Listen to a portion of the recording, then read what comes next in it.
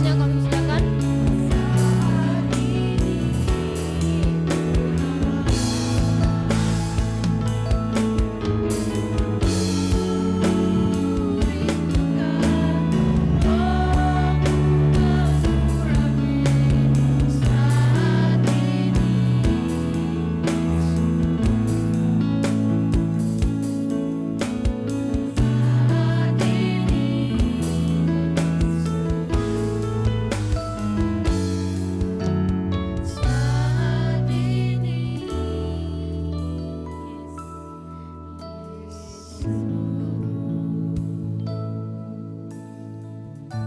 Terima kasih ya Tuhan, Engkau sungguh baik, sangat baik dan luar biasa baik. Kembali kami datang ke hadirat-Mu di pagi yang indah ini Bapa, untuk dapat beribadah bersama-sama di tempat ini dan di rumah kami masing-masing. Kami percaya penyertaan-Mu sempurna di dalam setiap kehidupan kami. Engkau yang mengizinkan kami saat ini masih dalam kondisi sehat, tanpa kekurangan satu apapun. Sungguh anugerah yang luar biasa yang kami sudah terima daripada-Mu. Sebagai ucapan syukur dan terima kasih kami kepada-Mu ya Bapa, pada saat ini kami mau beribadah, mau duduk manis di hadapan-Mu Tuhan, di bawah kaki-Mu ya Yesus. Berbicaralah kepada kami, urapilah lidah bibir hamba-Mu ini Tuhan, sehingga Mu boleh fasih menyampaikan kebenaran firman-Mu, yang membangkitkan iman hati kami masing-masing. Terima kasih Bapa, terima kasih Tuhan Yesus. Kalau di depan kami ada juga perjamuan kudus yang sebentar kami akan duduk semeja bersama-sama dengan Engkau. Berkati dan sertai sehingga kami boleh menyatu dengan Engkau. Darah-Mu boleh menyatu dengan darah kami, sehingga kami boleh terbebas dari segala penyakit, sehingga kami boleh sehat, boleh kuat, boleh diberkati dengan berlimpah-limpah. Terima kasih Bapa, terima kasih Tuhan Yesus. Hanya di dalam nama Tuhan Yesus Kristus kita yang percaya sama-sama katakan amin. Silakan duduk Bapak Ibu sekalian. Shalom. Apa kabar? Luar biasa, semuanya luar biasa saudara, amin. Saat ini saudara, saya himbau kepada semua teman-teman, tolong perhatikan protokol kesehatan. Ya, saya saat ini khotbah memakai masker. Kenapa? Untuk menjadi contoh buat teman-teman sekalian. Amin saudara. Supaya kita benar-benar bisa terbebas dari COVID-19 ini secepatnya. Amin. Kan kita enak kan kalau kita sudah terbebas, kita sudah tidak perlu pakai face shield lagi, walaupun masker masih harus pakai untuk menjaga. Amin saudara. Nah, pada kesempatan yang indah di pagi hari ini, kita akan melanjutkan topik pembicaraan kita yang sudah kita canangkan dari awal tahun. Kita masuk di bulan Agustus. Topik kita apa saudara? Bersandar kepada Tuhan. Kalau bulan lalu apa? Berserah. Berserah itu masih belum terlalu dekat. Kalau bersandar itu nyender saudara. Amin. Saudara kita nyender kepada Tuhan. Supaya saudara dan saya lebih dekat lagi dengan Tuhan. Nah, kalau kita mau belajar kebenaran firman Tuhan pada pagi hari ini, kita di tahun 2020, tuntunan kita yaitu berjalan dalam rancangan Tuhan. Dan kita masuk di bulan Agustus ini bersandar sepenuhnya kepada Tuhan. Yesaya 55 ayat 9 dikatakan demikian. Yesaya 55 ayat 9 tampilkan. Nah, seperti tingginya langit dari bumi, demikianlah tingginya jalanku dari jalanmu dan rancanganku dari rancanganmu. Jauh sebelum kita mampu memikirkan, Tuhan sudah memikirkan.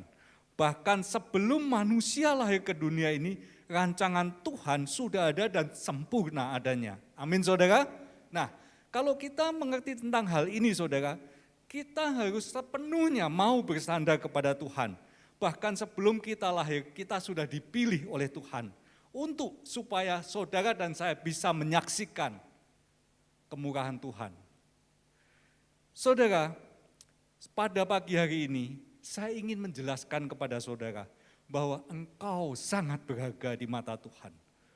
Untuk hal itu, saudara harus menjaga hidup saudara sebaik-baiknya. Jangan melakukan hal-hal yang sembrono, yang tidak sesuai dengan kehendak Tuhan, yang tidak sesuai dengan firman Tuhan, yang mana saudara bukan pemilik tubuh ini. Yang memiliki saudara dan saya adalah Tuhan. Untuk hal itu saudara dan saya harus benar-benar menurut apa yang Tuhan mau. Kemarin saudara, saya jalan sama istri saya, pada saat itu kita bawa bekal di mobil.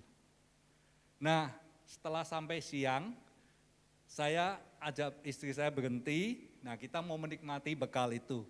Kan PSBB ya, saya mau makan di restoran, istri saya bilang, enggak, kita makan di mobil aja, kita akan udah bawa bekal, amin. Itu istri yang hebat saudara ya. Nah, dari hal ini saudara, saat saya makan, saya melihat di depan, kan saya cari tempat yang teduh kan, yang enak untuk parkir. Nah setelah itu di depan ini ada spanduk tentang bimbel. Di situ ditulis nilai bagus setiap semester. Saya jawab istri saya, sayang, kamu lihat itu enggak? Apa sih bimbel itu? Kan banyak kan spanduknya. Nah, salah satu yang ditulis nilai bagus setiap semester. Dia bilang, ya nilai bagus setiap semester. Pertanyaan saya, kamu percaya enggak? Kalau seandainya seseorang atau cucu kita atau anak saya waktu itu ngikut bimbel ini, betul enggak nilainya akan bagus setiap semester? Istri saya langsung ngomong dengan spontan, pasti. Loh, kenapa? Saya tanya lagi kan. Dia bilang, karena dia punya cara spesial untuk mendidik anak supaya dia bisa pintar setiap saat. Saya bingung. Berarti kamu yakin? Yakin. Saya ngomong lagi sama dia bahwa saya katakan, tepat katamu. Langsung yuk, kita lanjutkan makan. Dia masih bengong. Maksudnya apa? Saya ngomong, itulah yang dikatakan Tuhan. Terus dia ngomong lagi, stop, tapi, loh kok ada tapinya, kan kamu sudah yakin. Dia ngomong tapi tergantung anaknya. Apakah anaknya mau nurut dengan ajarannya di bimbel itu atau enggak? Dari sinilah saudara tahu bahwa setiap bimbel itu akan menjamin nilai anak-anak saudara atau anak-anak saya yang ikut pasti bagus setiap semester. Asalkan anak yang ikut ini mau mengikuti peraturan dari bimbel tersebut. Ya atau ya saudara? Kalau saudara anaknya walaupun pintar, kalau dibimbelin, dia tidur, dia santai, dia lari sana lari sini, tidak memperhatikan, bisa enggak? Enggak bisa. Demikian pula Tuhan terhadap kehidupan saudara dan saya. Tuhan sudah memberikan buku catatan yang luar biasa, yaitu Alkitab. Saudara dan saya hanya ngikutin aja perintah Tuhan di Alkitab yang sudah tertera. Di mana Alkitab adalah manual kehidupan saudara dan saya. Hal ini, saudara kalau mau dengan rajin mengikutinya, saudara pasti akan dituntun menjadi kepala bukan ekor. Terus naik tidak turun, apapun saja yang saudara dan saya kerjakan, Tuhan buat berhasil dan beruntung. Luar biasa kan? Tetapi tergantung dengan kita masing-masing. Apakah kita percaya sepenuhnya terhadap Alkitab ini atau tidak? Pada kesempatan yang indah pada pagi hari ini, saya akan bawakan 3 ciri orang yang bersandar kepada Tuhan dan sukses diberkati. Kok enggak ada amin? Saudara ingin diberkati? Saudara ingin sukses? Di masa pandemi ini, Tuhan kasihkan tuntun kepada saya untuk saudara dan saya bisa sukses dan berhasil serta beruntung di masa-masa seperti ini. Yang pertama saudara, kita akan sama-sama lihat bersandar kepada Tuhan itu bukan diam saja, tetapi bertindak. Saya ulangi, bersandar kepada Tuhan itu bukan diam saja, tetapi saudara dan saya harus bertindak. Bertindak apa? Ya saudara harus tetap berusaha. Kalau saudara saat ini contohnya ada yang di PHK, kehilangan pekerjaan, saudara saat ini omsetnya turun, saudara tetap harus bertindak, saudara harus memikirkan bagaimana caranya supaya omset saya kembali normal, supaya saya dapat bekerja lagi, supaya saya dapat pekerjaan lagi. Tujuannya apa? Supaya saudara dan saya tidak boleh berhenti. Tuhan akan memberkati saudara, gimana caranya kalau saudara cuma santai, menunggu saja. Seperti Musa, pada saat dia membawa keluar bangsa Israel, sekitar 2 juta orang yang dia bawa. Bayangin, kalau di sini cuma 100 nggak nyampe saudara. Kenapa? Karena kita ada pembatasan. 100 nggak nyampe. Tetapi Musa membawa 2 juta orang keluar dari tanah Mesir. Saat itu, di belakang tentara Firaun, di depan Laut Kolsom. Apa yang mereka harus lakukan? Musa harus diam aja. Ingat, khotbah yang saya sampaikan bulan kemarin, itu ada 4 bahan bakar yang tidak boleh habis. Saat di belakang ada tentara Mesir, di depan Laut Kolsom, itu artinya kendaraan yang saudara dan saya tumpang ini sedang berada di batu-batu. Sedang menghadapi satu tantangan. Kalau seperti itu kemudian saudara kecilin bensinnya atau saudara hentikan bensinnya, apa jadinya? Sudah kena batu mogok lagi, betul? Nah, dari hal itu, saudara kita harus tetap di 1 Tesalonika 5 ayat 16 sampai 19 dikatakan 4 bensin yang tidak boleh saudara dan saya lupakan, yaitu bersukacita, berdoa, mengucap syukur, dan jangan padamkan roh. Saudara, saat saudara harus bersukacita senantiasa, itu tidak boleh ada berhentinya. Hidup saudara saat melek mata dan saat saudara tidur, itu harus tetap sukacita. Itu adalah bensin utama yang Tuhan sediakan buat saudara dan saya. Kenapa? Sukacita itu bukan tergantung saya atau tergantung Pak Cikyong atau tergantung pengejar di tempat ini. Tergantung diri kita masing-masing. Amin saudara. Yang kedua, ayat yang ke-17, tolong. Dikatakan, tetaplah berdoa. Artinya tidak putus-putusnya saudara dan saya harus berdoa. Kemudian yang ketiga, mengucap syukurlah. Next, 18. Mengucap syukurlah, apa? Artinya apa? Mau senang, mau susah, mau apapun kondisi dan keadaan saudara, tetap mengucap syukur. 3 hal inilah yang Tuhan kehendaki. Dan yang keempat, yang terakhir, next, 19, janganlah padamkan roh. 4 ini tidak boleh tidak ada di dalam kehidupan saudara dan saya. Supaya saudara harus tetap bertindak, saudara jangan diam saja, artinya saudara saat bersandar kepada Tuhan, saudara tetap sukacita. Coba kita lihat di Musa. Musa pada saat dia menghadapi depan Laut Kosong, belakang tentara Israel, tentara Mesir, apa yang dia katakan? Keluaran 14 ayat 13. Tampilkan Keluaran 14 ayat 13. Tetapi berkatalah Musa kepada bangsa itu, apa? Jangan takut, berdirilah tetap dan lihatlah keselamatan dari Allah yang diberikannya pada hari ini kepadamu. Sebab orang Mesir yang kamu lihat hari ini, tidak akan kamu lihat lagi untuk selama-lamanya.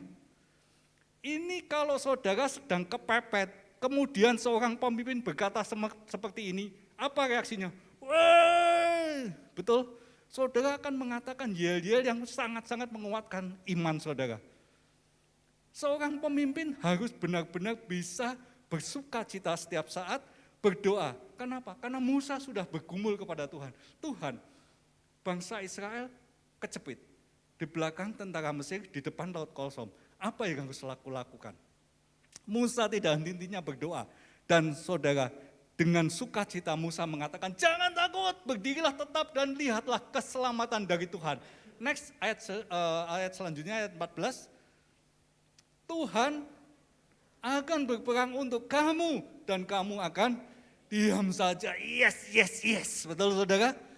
Nah, dalam hal ini, kalau saudara saat ini sedang mengalami masalah, di depan laut kosong, di belakang tentara Mesir, usahamu sedang kolaps atau sedang menurun, kamu sedang di PHK, kamu tidak ada kerjaan, saat itu saudara jangan tinggalkan 4 bahan bakar ini. Tetap setia, saudara terus bersuka cita, saudara tetap berdoa, saudara mengucap syukur, dan saudara jangan tinggalkan, jangan padamkan roh saudara. Artinya jangan tinggalkan persekutuan dengan Tuhan, jangan tinggalkan hubungan saudara dengan Tuhan. Tetap saudara mendekat dan bersandar kepada Tuhan. Artinya saudara harus bertindak. Saudara, saat saudara mengalami seperti ini, artinya saudara benar-benar bisa menikmati apa yang Tuhan ingin saudara lakukan. Kemudian saudara, pada pengalaman Yesus pada saat itu, yaitu pada saat ada 10 orang kusta. Coba kita lihat Lukas 17 ayat 12 sampai 15. Ada 10 orang kusta. Saudara, kalau kita lihat 10 orang kusta ini berteriak, Yesus, kasihanilah aku.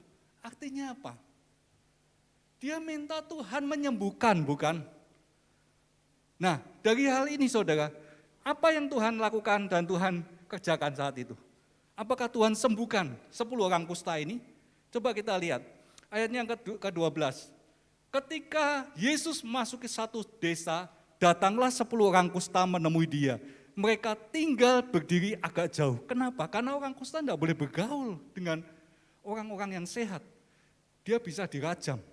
Kemudian yang 13, dan berteriak, Yesus Guru, kasihanilah kami.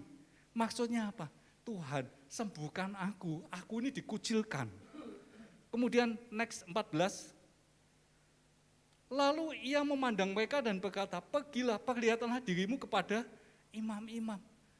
Ini kalau saat itu saudara sebagai orang kustanya, berani enggak saudara menunjukkan diri kepada imam-imam? Jangankan saudara mendekati imam, saudara mendekati kerumunan orang aja sudah ditolak. Bahkan saudara bisa dilemparin batu. Ini satu bukti bahwa saat saudara bertindak, Tuhan bisa bekerja. Tapi kalau orang kusta itu langsung dia lemes, ya ngapain gua cari mati. Mendingan pergi aja lah, Tuhan gak mau nyembuhin. Sembuh gak? Gak bakalan sembuh. Tapi karena dia percaya bahwa Yesus adalah Tuhan dan dia sanggup menyembuhkan, dia tunjukkan dirinya kepada imam-imam. Next. Sebelumnya. Dan sementara mereka di tengah jalan, mereka menjadi sembuh. Kalau saat itu mereka tidak mau menunjukkan, tidak terjadi kesembuhan. Kalau saat saudara seperti ini, saudara hopeless, saudara kecewa terhadap Tuhan, kenapa aku di PHK? Kenapa omsetku turun? Akhirnya apa? Saudara lemes dan tidak ada mujizat. Justru pada saat pandemi ini, saudara diberi kuasa kepada Tuhan, saudara diberikan hikmat kepada Tuhan. Bagaimana Tuhan supaya aku bisa membalikkan keadaan yang tidak ada berkat menjadi berkat berlimpah-limpah. Amin saudara. Dari hal itu, jangan diam, terus harus bertindak. Yang kedua, bersandar, bukan diam saja. Yang pertama harus bertindak, yang kedua tetapi taat pada perintah Tuhan. Kenapa? Kalau yang pertama saudara harus bertindak, yang kedua saudara harus mendengar apa yang Tuhan mau di dalam kehidupan saudara dan saya. Saudara, saat musim pandemi ini, banyak orang yang doanya itu lebih egois. Aku, sembuhkan aku, berkati aku, tolong aku Tuhan. Saat seperti ini, Tuhan tidak menghendaki saudara dan saya berdoa seperti itu. Saudara harus berdoa untuk bangsa kita yang saat ini terpuruk sekali. Kondisinya makin hari makin jelek. Kenapa? Karena makin hari yang terinfeksi makin banyak. Saudara, luangkanlah 5 detik sampai 10 detik. Tuhan, lindungi Indonesia. supaya saudara dan saya bisa aman juga. Saudara dan saya kan hidup di Indonesia. Amin saudara. Nah dari hal ini, kenapa kok saudara bisa berdoa untuk Indonesia? Kenapa? Karena Tuhan ingin saudara melakukan perintah Tuhan. Bukan supaya aku dulu diberkati, kemudian orang lain juga boleh, ya mending aku dulu deh Tuhan, nanti kalau aku sudah diberkati aku kasih orang lain. Bukan demikian saudara. Contohnya ya, waktu anak saya waktu itu masih kecil, yang pertama masih TK ya. Nah dia kan ulang tahun. Nah kemudian dia ulang tahun, kemudian dia dikasih kado banyak. Akhirnya temennya kan juga ulang tahun. Dan kita harus beli kado untuk temennya. Saya suruh pilih, kira-kira temenmu seneng apa? Seneng ini mah. Dibeliin sama istri saya. Setelah sampai rumah, nggak boleh dikasih temennya. Aku seneng kok, aku seneng buat aku dulu. Akhirnya kita jelaskan supaya kamu kan sudah punya dan kamu lebih bagus. Dari hal ini saudara dididik oleh Tuhan supaya saudara menjadi berkat. Bukan saudara diberkati dulu untuk bisa menjadi berkat. Apapun saudara untuk diberkati, saudara tetap harus menjadi berkat. Contohnya saudara, coba kita lihat Kejadian 20 ayat 17. Di Kejadian 20 ayat 17 ini saudara, kita tahu kisah tentang Abraham kan. Abraham saat itu mempunyai seorang istri namanya, gak ada yang tahu, Sarah. Sudah punya anak belum? Belum. Sampai umur 90 tahun, Sarah belum punya anak. Abraham umur 100 tahun, dia belum punya anak. Tapi Tuhan dahsyat, saat sudah jadi kakek sama nenek umur 90 sama 100 tahun, ada seorang raja yang mencintai Sarah, yaitu Raja Abimelek. Saat itu, karena Abraham takut kalau dia dibunuh, istrinya diambil, maka dia ngomong bahwa istrinya adalah saudaranya. Dan saat itu Abimelek mengambil istrinya. Saat Abimelek memutuskan mengambil istrinya, saat itu juga semua kandungan di negara yang dipimpin, kerajaan yang dipimpin oleh Abimelek, mandul. Saat seperti itu, Tuhan ngomong kepada Abimelek, kamu bersalah, berdosa mengambil istri hambaku, seorang nabi. Saudara nanti baca sendiri di rumah ya kisahnya, saya akan persingkat. Lalu Abraham berdoa kepada Allah saat dia sudah dikembalikan istrinya, karena Abimelek saat itu ditegur Tuhan, dan Tuhan Abimelek ngomong, aku kan gak tahu, dia ngomong dia saudaranya, aku gak salah dong kalau ngambil istrinya. Kembalikan, langsung dikembalikan, dan Abimelek ngamuk kepada Abraham, marah, kok kamu bilang ini saudaramu, sehingga aku berdosa kepada Tuhan, untung aku belum tidur bersama istrimu. Saat itu Abraham diperintahkan Tuhan untuk berdoa. Lalu Abraham berdoa kepada Allah dan Allah menyembuhkan Abimelek dan istrinya dan budak-budaknya perempuan, sehingga mereka Abraham sudah punya anak, belum Abraham juga mandul. Kenapa dia bisa berdoa untuk orang lain? Karena Tuhan ingin engkau melakukan perintahku. Apapun kondisimu, engkau harus melakukan perintah Tuhan. Saat saudara bersandar kepada Tuhan, itu jangan stop untuk bersandar saja. Saudara harus dengar dan saudara harus mau melakukan apa perintah Tuhan. Saat seperti itu, Abraham dipakai Tuhan untuk memberkati istri Abimelek bersama seluruh yang ada di kerajaan Abimelek untuk dapat melahirkan anak. Sedangkan Abraham sendiri masih belum punya anak. Jadi, saudara, saat engkau ditimpa pandemi ini, apapun usahamu, mungkin kau saat ini sedang terpuruk, mungkin saat ini kau sedang bersedih, ingatlah 4 bahan bakar ini jangan sampai hilang dari perbendaharaanmu. Apa yang pertama? Bersukacita, senantiasa, tetaplah berdoa, mengucap syukurlah dalam segala hal, dan yang keempat, jangan padamkan roh. Engkau harus tetap bersukacita, engkau harus terus memberi, engkau harus terus memperhatikan teman-temanmu yang saat ini lebih menderita dari kamu. Supaya kuasa Tuhan dinyatakan. Dan saat engkau memperhatikan, engkau benar-benar akan diangkat Tuhan menjadi kepala, bukan ekor. Terus naik, tidak turun. Apapun saja yang kau lakukan dan kita kerjakan, Tuhan buat berhasil dan beruntung. Amin saudara.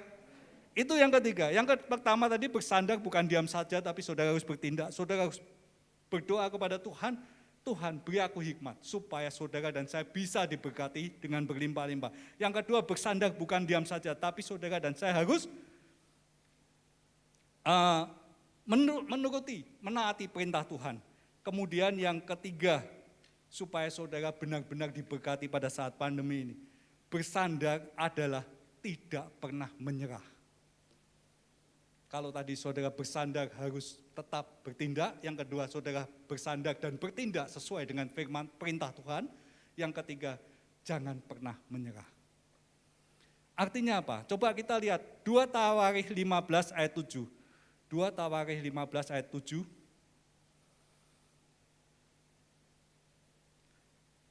Kita baca sama-sama ya. 2, 3. Tetapi kamu ini kuatkanlah hatimu, jangan lemah semangatmu, karena ada upah bagi usahamu. Saudara, jelas Tuhan mengatakan, saudara dan saya tidak boleh menyerah dengan kondisi atau keadaan.